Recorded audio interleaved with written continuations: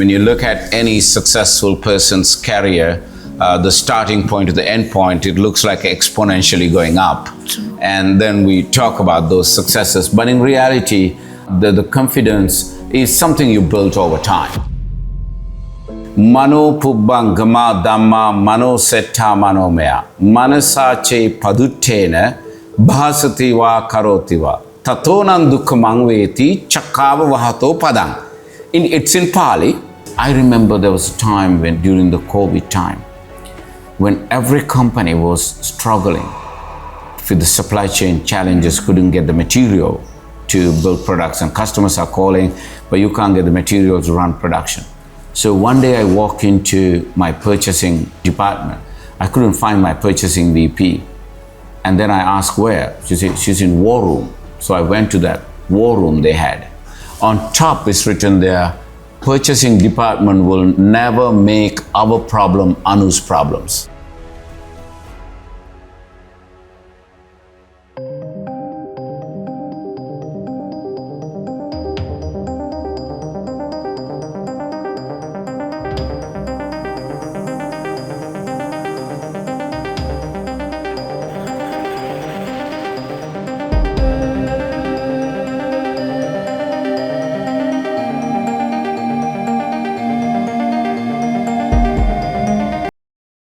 Today's guest has spent over 3 decades leading businesses across the world.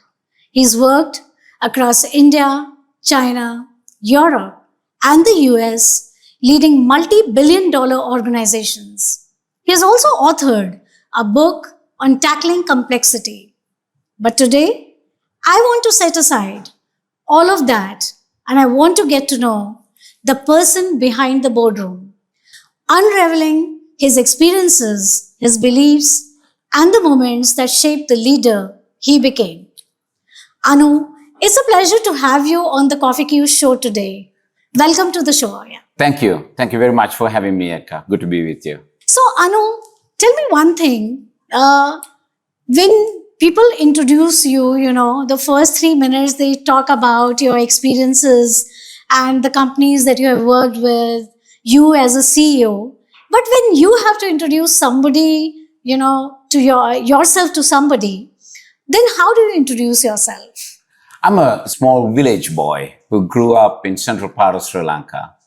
And from that society, I have risen to around the world, lived and worked, and have been from boardrooms and so on, probably reached areas where I couldn't do it.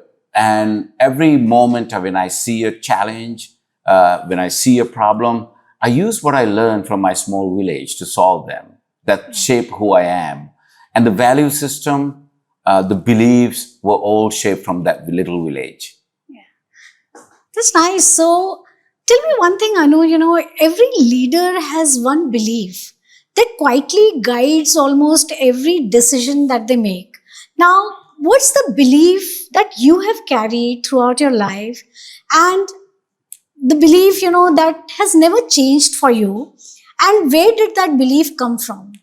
I think when you grow up in a place like Sri Lanka, or any part of village that is country or the world that is less developed, the uncertainty is a big part of it.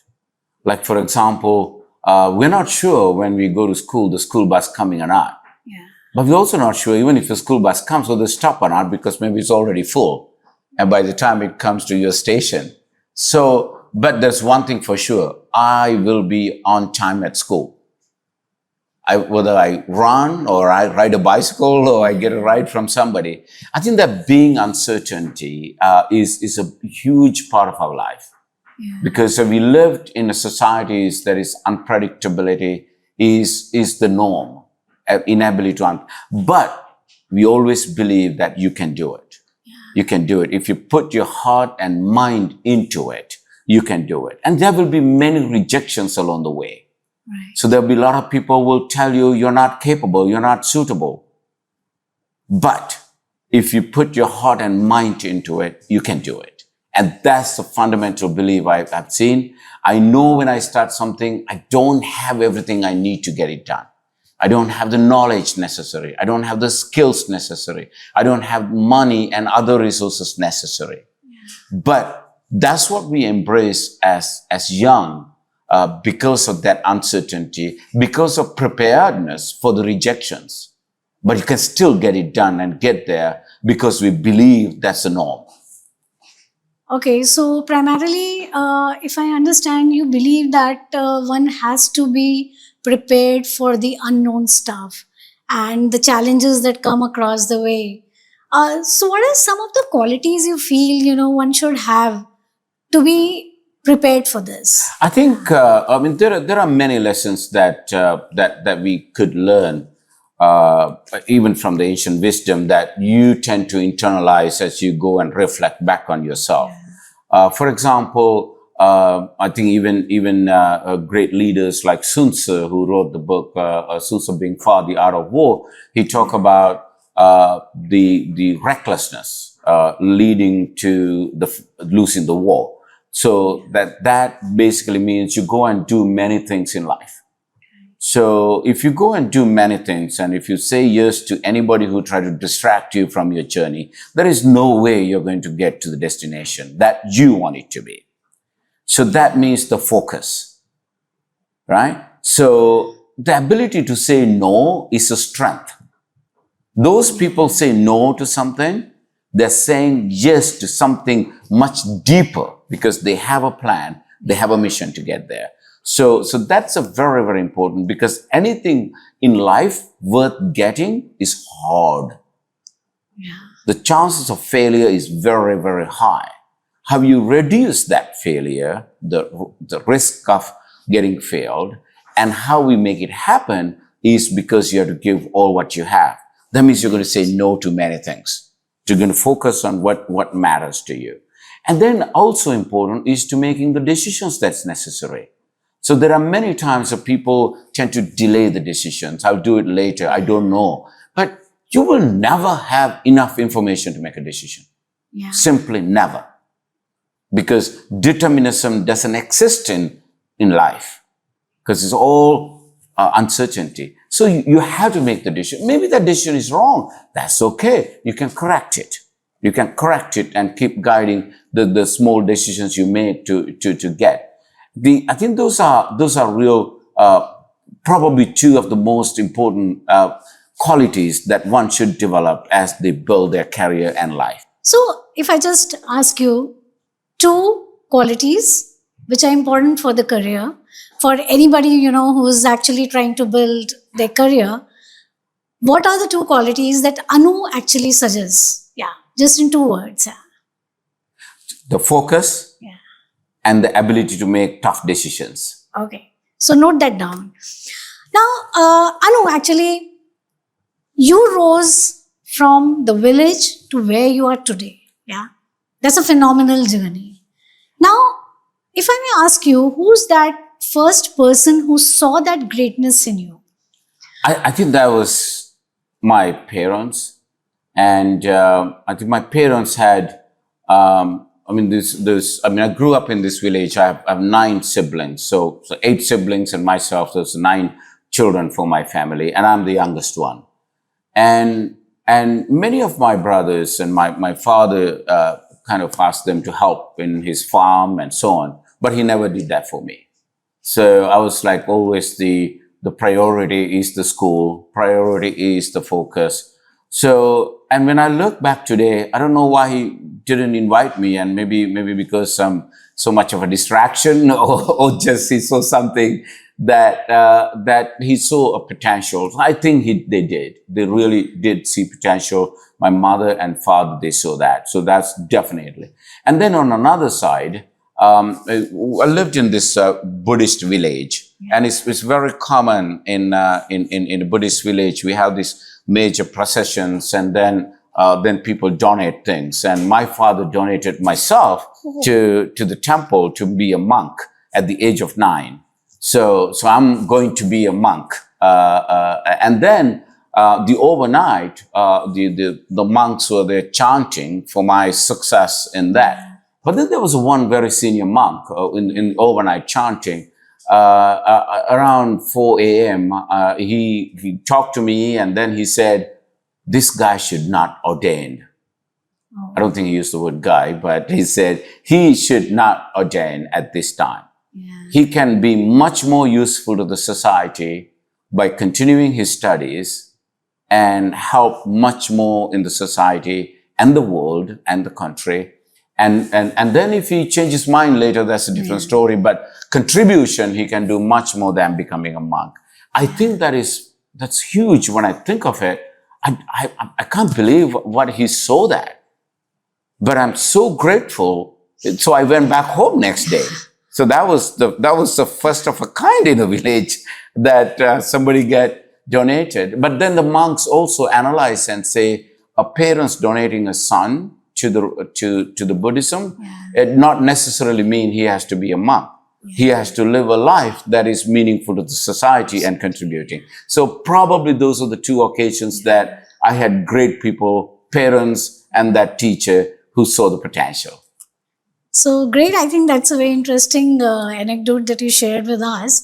So if you see, what I actually gather from here is that it was your parents who did see the greatness in you, but they saw greatness, that they donated you to the, monastery, right? Right. But it was the monks that actually saw that you were very useful for the society, and they had some premonition or whatever, and they sent you back, into the world, right? Right. So yeah, I think that's a very interesting story, and I don't know how many people know that, but yes, this is it. That's Anu. So now coming to our next question. So Anu, you're very confident, and your confidence, there's no question about the confidence that you have, but has there been any moment in your life when you felt that that you lost that confidence, or there was some situation which actually forced you to lose that confidence? And what did that version of you need to hear at that time? Any feeling that you had that, yes, somebody should speak to me, or this is the kind of help that I require right now. Has there been any such incident in your life? I think it's almost hard to come up with one. My life is full of failures, and that's something many don't say. Yeah. So I think when you look at any successful person's career, the starting point to the end point, it looks like exponentially going up. True. And then we talk about those successes. But in reality, the confidence is something you build over time. So if it is something that is very fundamental to me, has been, so I fall down, and no matter what, I fall down, I get a lot of bruises all over, and I get rejected, get kicked out, telling how incapable, unqualified, not suitable for the situation is, and then you fail, right? And then you fail. There's one very, very important thing is you need to learn how to get up. No one can help you. You have to learn how to get up. But when you get up, you generally tend to be more successful than before you go down, right? But then one thing you have to always remember in mind, next thing, you're going to fall down. So stay humble. Yeah. Stay humble. Don't behave like nothing ever will fall you down. You get down, and then you get back. So when you get this journey, that's when you build a confidence. Yeah. Because you fall down, and then you have that ability, the resilience to get up. When you get up, you need to stay very humble because you're going to fall down, right? Then the journey is like going up and down, but overall is going up because of the ability. So now let me show you a very specific example. Okay. So when I went to, after my engineering degree from Sri Lanka, so I started my career in Singapore as a fresh engineer. So I worked for a company, and then I got another job. It's a research institute called Data Storage Institute, doing the computer hard drive storage data, and I got a job there, and I was so happy that I got a job there because as an engineer is great in computer industry and so on, But then the appointment letter came that say conditional upon successful medical examination, you will get the job. So I'm like, what medical examination you're talking about? I'm 27 years old. I've never been hospitalized, so there's no known medical issues. And I quickly went and resigned from the job I had. And I was, because I'm so excited to join the next company. And I had the medical exam. Doctors say I'm red-green blind. I have a red-green blindness, and at some degree, apparently 40% of the men or so do have red-green blindness, but depending on the degree, they could be more visible versus others. So I had that problem, and as a result, I didn't get the job. I got a letter saying that I don't get it. I had a 7-month-old daughter at that time, and my wife wasn't working, taking care of the daughter, and I'm jobless, and I'm in Singapore, and I'm paying from paycheck to paycheck in a 3-room rented apartment. So that would have taken my career down. I probably would have to pack my bag and go back to Sri Lanka. But I knew what I had in my childhood. The rejections, the failures, I got up. I worked harder. And then before you know it, I joined a company called 𝗟𝗏𝗲. And that built 25 years of career, growing all the way up to the president of large businesses, living in the US and so on. So that fundamental, because I've just given up. And basically I'm saying I'm physically not complete. Yeah. So I'm defective. But guess what, Edka? That is the biggest gift I ever had in my life. I'm colorblind. Yeah. To me, I lived in Singapore, US, Hong Kong, Switzerland, and now past 10 years in China. And I work pretty much every country, every nationality, and every age. I have zero problem working with them. Color, age, gender, size, never a problem to work with people. Why? Because I'm colorblind. I see through the real person.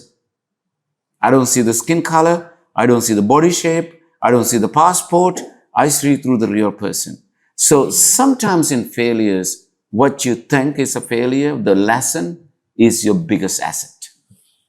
That's really powerful, actually. Okay, great. So here I'll just ask you another question. I'm getting curious. Now, if you are faced with a situation, where it becomes difficult, you're saying that it's very important that a person should, look within, and that is where the confidence comes from. But where does that confidence come from for you to develop within yourself? I think you experience, right? I mean, you experience, oftentimes people ask me, Anu, you have gained so much in your life. Yeah. How much of that because of luck or the hard work? Yeah. And I tell people 100% is luck. People are like, are you sure? I'm like, yeah. Harder I work, lucky I get. Okay. So only way to be lucky is just work hard. Yeah. It's hard. Leadership is hard. Life is hard. There's a lot of difficult situations. You don't know the outcome. If you know the outcome, you don't know how to do it. Somebody else will do it. So these are difficult moments. And every time I face a difficulty, because I know I don't have the skills required for that, I don't have the resources required for that, but that's what the real leadership is, because you are dealing with answer. And then I'm thinking of my father. My father didn't have all the skills required. Yeah. My father didn't have all the resources required, but because of his hard work, because of his ethics, because of his values, he was positioned to be who he is in the village. Right. So then you see this. You see this. I'm going to give you a very fundamental example. So after monsoon rain, then the cultivation begins. And I remember people carrying umbrella or sometimes even a banana leaf on top of their head, coming to my house after rain, in the rain, and to discuss what crop we're going to plant tomorrow. Is it going to be corn, or is it going to be something else we're going to do, paddy or some depend. And my father has to decide. I mean, how does he decide? He's not God. He doesn't have all the science and data to decide. but he does decide. Yeah. He does decide. He has the instinct required, and sometimes maybe decisions are wrong, but he makes the decision with all the best information and best intentions that he wants himself, his family, and everyone in the village to be successful.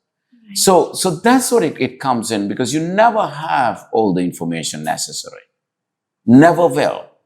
True. But you get the confidence because you're building a society, you're building an organization who believe in you.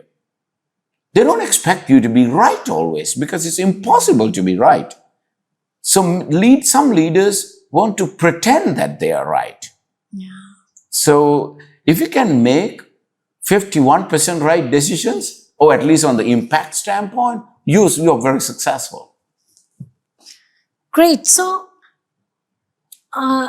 thanks for sharing, your insights on this, Anu. Now, tell me one thing. People know you for transforming businesses. And in your 3 decades of experience, you have transformed many businesses across the world. But has any business transformed you? Has it brought about a, transforming change in you? If I were to ask this question, what would your answer be? 100%. Every business transformed me. So let me give you some statistics. I mean, according to Bain and BCG studies, it's publicly available. So the transformations, about 75 to 88%, one of them say 75, other one say 88%, transformations fail. That means only about 10%, 12% transformations will reach the expected outcome. So why is that? So I studied a lot on that. Fundamentally, because you can never transform an organization unless a leader transforms himself. It's not a failure to transform organization. It's a failure to transform the leader. Right? So so organization will transform automatically if the leader transforms himself, because organization is the shadow of the leader. Right? So now let me give an example. So I was in Singapore and in Delphi as a regional business leader. I was developing China capability centers, manufacturing, India, Bangalore technical centers, and so on. So the leadership saw me as a potential to develop. So they took me to US, want to develop me as a global leader to come back for a senior executive role into Asia, and plus at the same time help with some of the projects in Asia, in the US. But guess what? The day I went, the Delphi filed the Chapter 11 bankruptcy in the US. That was a major, that turned out to be one of the largest and one of the longest Chapter 11 bankruptcy procedures in the US. And then in the process, I was given a business to run, because we hand over all the manufacturing sites to General Motors back. We couldn't handle it because of the cost that we carried. I was given a business to handle. So anyone would think the US work ethics are very different. They prioritize certain things versus working harder like other countries. But I was given the leadership job, and I was 35 years old. Yeah. My youngest employee I had is probably 55 years old, and that team inherited me. So that I openly discuss, talk, what we need to do. This unbelievable transformation. Now, where is this stereotyping about certain teams cannot be changed, certain teams cannot be transformed, certain behaviors are like that? These are all high-level stereotyping. When you sit down, when you speak to the heart, and as a leader, you show your genuine intentions. That's why you do what you do, and that's why you want your people to do what you want them to do. It's an amazing transformations are possible. We transformed that business to be one of the most successful businesses. So I think you learn that the whole stereotypings going around is wrong. You learn the true cultures, true systems around that. I discuss in my book as well. Yeah. That when I was in Hong Kong, a company called Johnson Electric. The chairman acquired multiple companies in Switzerland and in Italy and Germany. They sent me as president of that business to manage and integrate it. So 5 days later, the leader came in and said, Anu, you have integrated in 5 days that what we couldn't do in 5 years. I know it's an exaggerating, but he saw how I was rallying behind my team, aligning on both sides, the headquarters as well as the companies that we acquired, to do that, because it changed you. You had to cut through this, because it's like an iceberg. We talk about the differences that is on top of the iceberg, but then we go down, there's a huge transformation. So that goes back to my color blindness. Great. Thanks for sharing that, Anu. Now, when people see you, okay, you seem very successful, and it seems that any leader, has reached that position, things don't impact them. They are, criticism free, and their compliments might not impact them, because they seem sometimes to have a very hard exterior, okay? But we believe that every person, is a human, and leaders need to have that human side to them also. So coming to your human side, has there been any compliment that you have received, till date, which has stayed with you? And has there been any criticism which has maybe changed you, or which you could not forget, or you felt that it was uncalled for? So, yeah. I forgot all the criticisms that I thought is not going to help me. All the criticism that received that is, worth giving a shot and improve, I probably have done it. And everything else for uncalled for, I have forgotten that. And carrying it on is only, I'm carrying the unnecessary baggage. And so in terms of good as well, I think it's equally, I think it's a great point you're raising up, Ekta, because as you grow up, you're going to get criticism, and you're going to get the praises. But it's required as a leader and a matured person as well to see through that little bit. Is that praise is because somebody expecting something from you, or is that genuine praise? Right? Yeah. So is that criticism is genuinely to help you, improve you, or is that to pull you down? I think that is fundamentally is required. So that you develop over time. Right? That for example, you can make a speech in town hall meeting. At the end, you come and ask, hey, how was my speech? Everyone will say, great. No one will say, hey, what blah, blah, blah, blah you mentioned, and nothing related to our life today. Right? You talk like a politician on a stage. No one will give that feedback. But it's important to circle yourself with a group that can give productive criticism. I have sessions, I purposely say, not allowed to say anything good. Tell me what I could have done better. Yeah.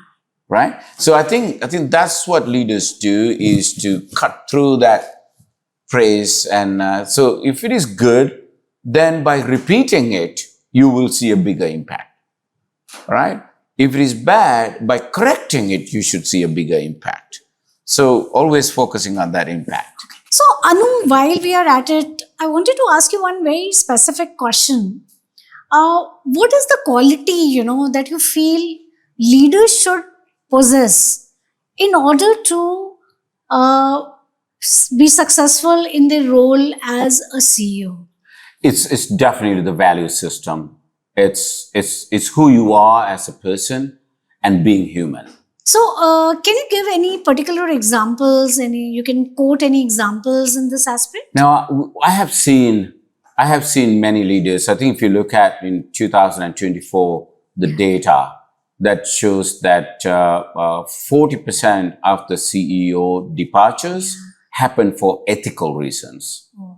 But that's maybe recorded and maybe non-recorded many as well. And in the many layers below is also many goes down because of ethical reasons. And you can see many companies, whether it's a fraud in the financial reports or whether it is the stealing, or whether it is doing business with family members and this and that, it's in an improper way, or whether even have improper relationships with the employees. So all these reasons are happening because people tend to do bad things. Again, the being a CEO is hard. You have so much pressure to deliver. So with the pressure, you tend to cut corners because that's human. So how do you anchor yourself not to do that? And then so much temptation because there is so much things available. So you tend to be benefiting on those things as well. So anchoring is very important. So let me share with you one very good example. When I was 8 years old, again, in that village, my parents sent me to Sunday school. So Sunday school is basically, we learn Buddhism and things. So 5 days we go to normal school, Sunday we go, I'm 8 years old, I'm basically going there to play with my friends. So, and one day I was walking with my mother and the teacher in my Sunday school came and say, wow, you did amazingly well in the exam and you became the first in the whole country. And I'm like, did I set for an exam? So apparently I sat for an exam and I became the first in the country. 3 weeks later, there was a big ceremony in school and I got a little book called 𝗓𝗵𝗲𝗏. That 𝗓𝗵𝗲𝗏 book, the first 𝗓𝗓𝗏𝗏 say, I remember it very well. The first verse, it say, Mano pubbang gama dhamma mano setta mano mea. Manasa che paduttena bhasati va karoti va. Tatonam dukkhamang veti 𝗓𝗵𝗶𝘀 padang. It's in Pali.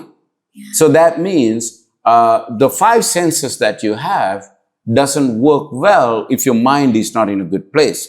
So if your mind is working in a good place, your senses are working, which is, I think, very true, right? The importance of mind.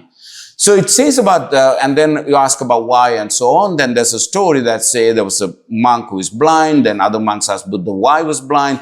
He said, hey, he was a doctor before, and he put boiled oil into that lady's eyes, and lady got permanently blind because he had evil thoughts.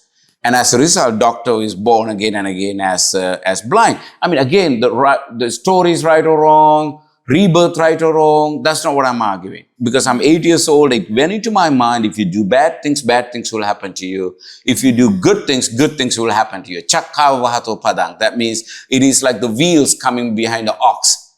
So in a cart, right? So I was so afraid to do bad things. So afraid.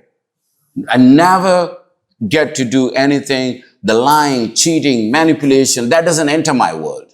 So now, as a person go up, it's not the fear, but it's who you are, because you have to have a reason to start it and then get it. So now if you look at today, I mean, I have many examples of people trying to give me money for advantages, so many other things. So you are under stress, you need to cook the books a little bit to deliver numbers. But none of this happens because I anchored in that value system. And also I remember, as someone grow, who is not part of the club, there will be many people complaining about it. They're trying to put faults in you. Of course, they will do a compliance investigation. I'm like, great, do an investigation. I got an opportunity to prove who I am because I know I'm clean. That's very, very important to stay true. I'm very fortunate at 8 years old. I got that book and I started it. Some people, I think even at the age of 60, they don't have it. So that is very important to get to the root, anchor into who you are and being a good person. I actually wanted to name my book, Be a Good Person, before becoming a leader, but my publisher said that's not a good idea. So let's call it Tackling Complexity. Thank you so much for sharing this. I think this is a very powerful lesson on integrity that people need to imbibe within themselves before they actually aspire to become a CEO or a leader for that matter. Absolutely. Great. So now I came to know that, you have decided to step down from the CEO's position. So at this juncture of your career, why did you take such a decision, and going forward, what stands next for you? Well, like I said, I went from Singapore to US on a 1-year assignment. And it's been a long 25 years now out of my 30-year career that I haven't been back to Singapore to live yet, because from US I went to Hong Kong, went to Switzerland, and now China for 10 years again. And along the way, I worked for many different organizations, growth companies, the turnaround companies, the private equity ownership, the family ownership, the mergers and acquisitions, and I've done about 18 mergers and acquisitions and different kinds.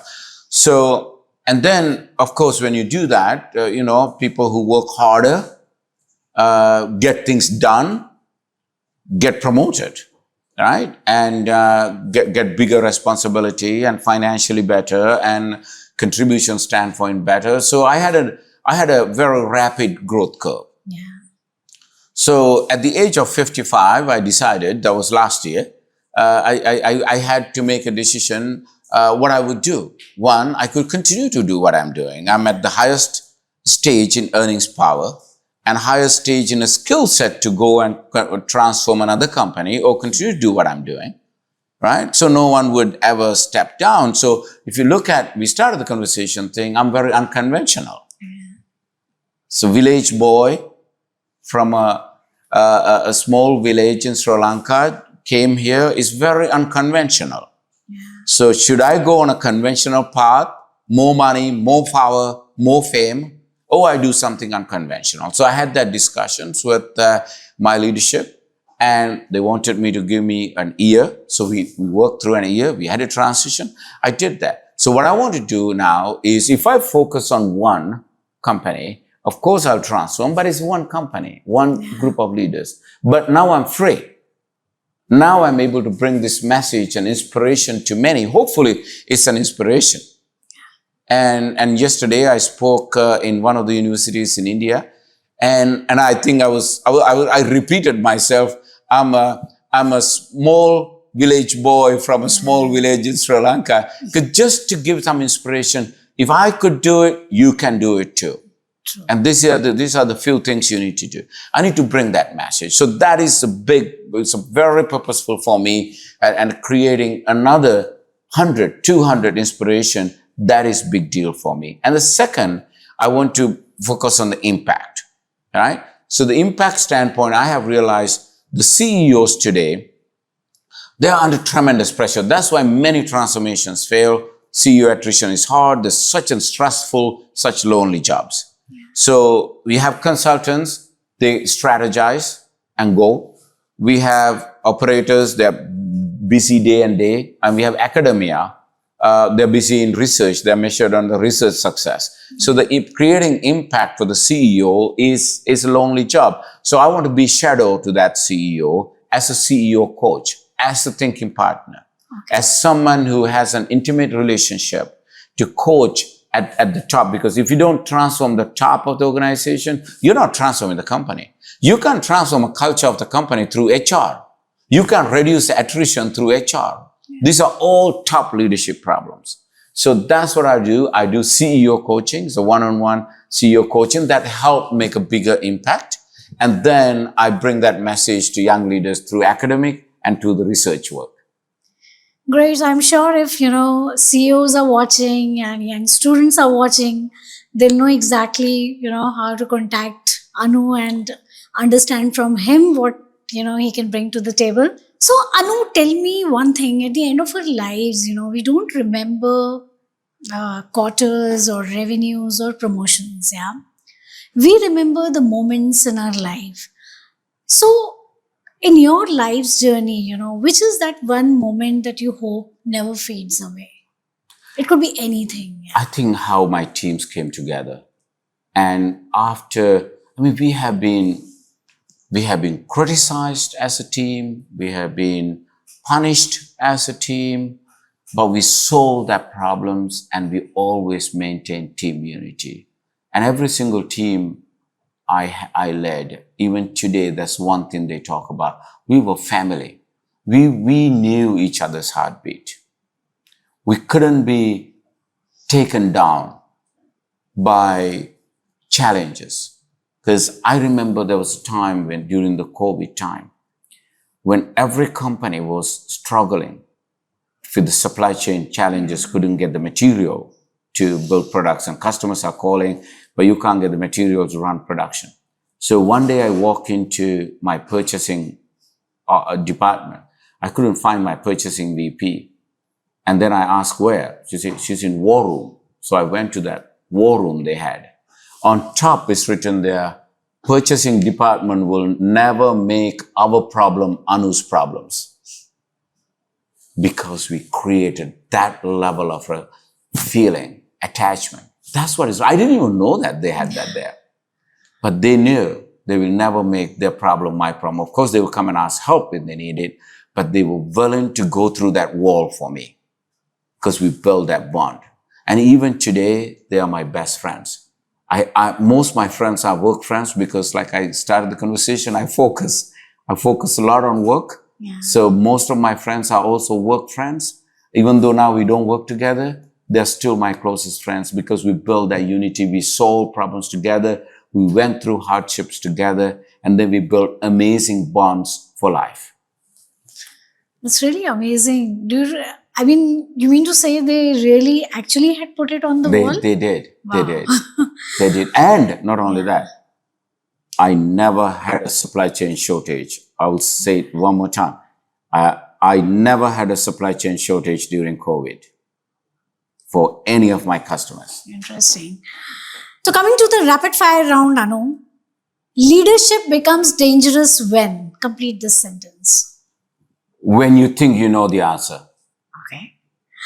What's one word you have removed from your vocabulary? Yes to all. Which is harder, earning respect or earning trust? Earning trust. AI in one word, opportunity, disruption, or responsibility, and why? AI is the best thing happened to the leaders. Finally, leaders can lead as human, while the AI will be doing what machines can do at best. Okay. One lesson that failure taught you. Never give up. A book that changed the way you think apart from tackling complexity. On Becoming a Leader by Warren Bennis. Okay. One habit you have never compromised on. Wake up at 4:30 in the morning. Okay. A leader should apologize when? When leader acted as if he knew the answer, when he shouldn't. Complete the sentence. I wish more CEOs would behave as they should. The uncertainty is the norm of today's world. So don't behave like you know the answer. Drive with purpose. Your people will find out the answer. Amazon did not have an answer to go and build AWS. But they had challenges with their own processing data. So they created their web services, today one of the largest companies, because they were solving a problem. So don't give the answer. Create purpose. Your people will surprise you. If you could have coffee with any leader, past or present, who would it be? George Oliver, my former boss. If your younger self could interrupt this conversation, what would he disagree with? Hard to say. Since you want a specific answer, I think he will probably say he's proud how things work out. Okay, so he won't disagree. I don't think he will disagree because I lived the value system that he believed in at that time. Great. What's one question I didn't ask today that you wish I had? Probably the question about what's the purpose of my life now. So there's so much people have given to me. I can't go through the name list, hundreds, if not thousands, to make the person who I am today from where I started. And I want to be that person to many, many lives that I come across every day. So if I can do that, if I can do that little bit to make an impact to their life, yeah. to either through challenging their thinking either creating an inspiration, either helping in any other form that I could. And that's what I want to be, that person. So to make an impact to many lives around the world. Thank you, Anu. I think this was a wonderful conversation today. And I had fun asking, these questions with Anu. And there's so much to learn from him through the answers that he has given. And I'm sure that people who are listening to this conversation will have a lot of takeaways from this conversation. Thank you, Anu, once again, and wish you a wonderful journey ahead as you, move on to achieve the purpose that you just defined for us. Thank you once again. Thank you very much, Eka. Thank you for having me in your show.